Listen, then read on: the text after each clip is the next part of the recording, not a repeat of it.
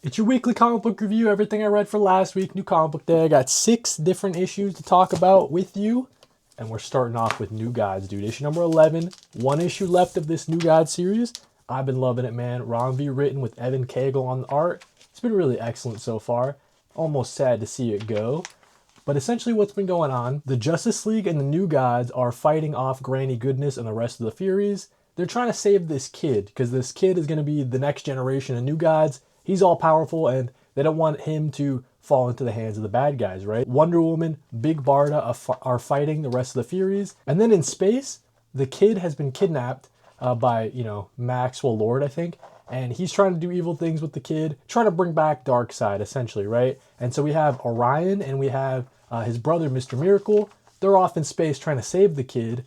And then at the same time, the original enemies from the beginning of the series are about to invade Earth, man. So a lot of different moving parts. It's all coming to a head in this series. I think it's been really good so far.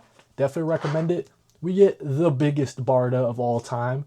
Really cool to see Barda using those magic spells. We get some cool moments with Wonder Woman as well.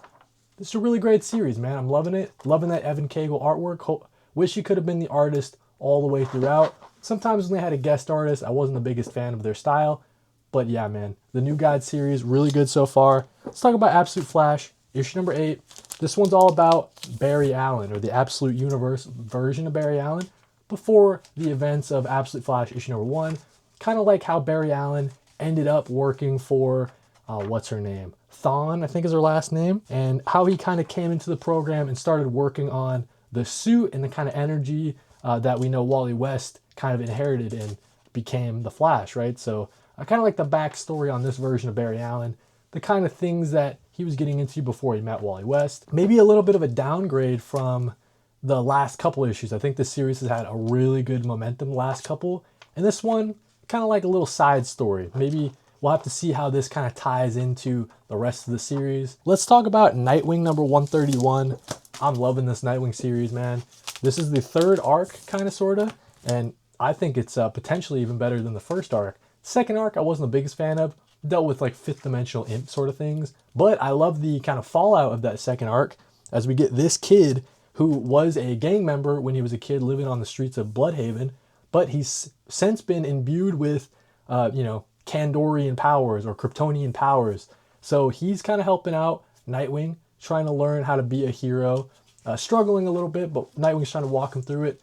And this was just like a fun little mission that Nightwing and this kid were going on to stop Killer Moth. That's who it was. Yeah, so I think it's good, man. We get this cool moments from Dexter Soy. Like, he's got such a good look for Nightwing. I was saying it on the live stream on Monday, New Comic Book Weekly, every Monday around 4 p.m. Eastern. And I was talking about how this version of Nightwing, like from Dan Waters and Dexter Soy, I might be liking it a little bit more than the Bruno Redondo, Tom Taylor stuff. Excellent stuff here. Loving where the story's going. And yeah, dude, Dexter Soy and Dan Waters keep killing it on this Nightwing title. We're waiting to see, as Nightwing's teaming up with the Commissioner of Bloodhaven, and we got the reintroduction of this villain of the whole entire story arc so far with Dan Waters writing on the Nightwing. So yeah, man, looking forward to the rest of this series. I'm loving it. Definitely jump on the Nightwing series if you haven't. If you've dropped it after Tom Taylor and Bruno Redondo left the title, maybe hop back on, dude. I think I'm liking it a little more.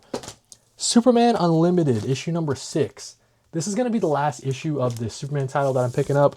It's not bad by any means. I like the kind of setup where this certain country has a lot of kryptonite and they're kind of selling it to the underground market. They're making the lives of the Kryptonians a little bit harder to deal with. He has this new power where he can turn gold, and it only works for a certain amount of time, and he's immune to kryptonite. But after he uses that power, he loses all his powers for a certain amount of time. He has to recharge them. So it's an interesting kind of switch up on Superman's kind of power set, kind of limiting him in that way. Like, he has a timer where he has to do everything he needs to do in a certain amount of time.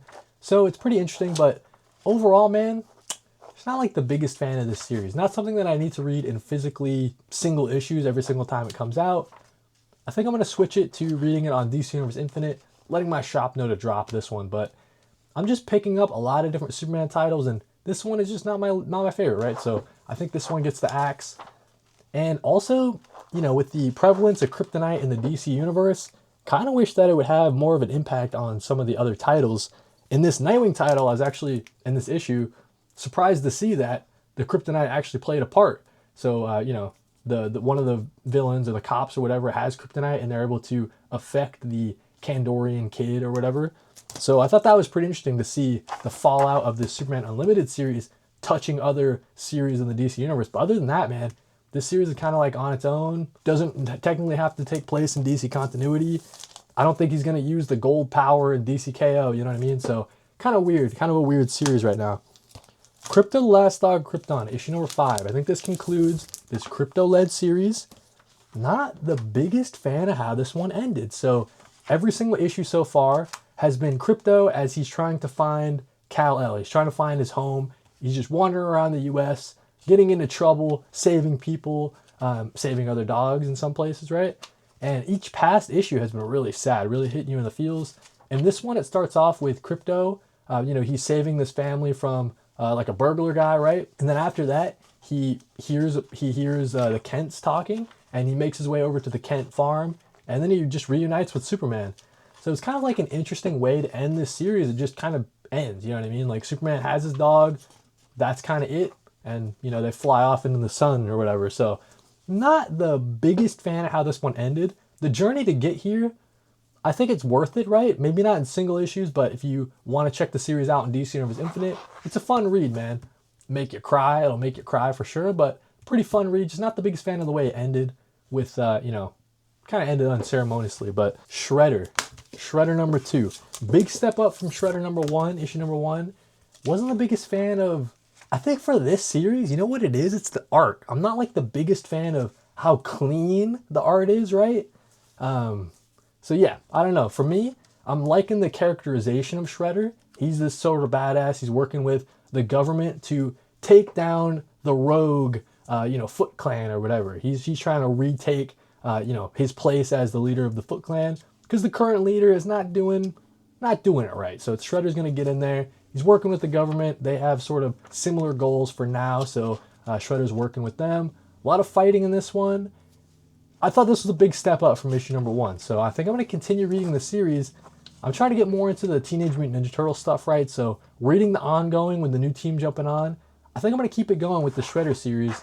I didn't pick up Casey Jones. Maybe I should have, but maybe I can read that one digitally. Not my favorite issue of all time, you know what I'm saying? For those that like Shredder, I mean, this is the series for you. I think the characterization is pretty spot on. It's really the art for me. Like, it's just a little bit too clean, I guess.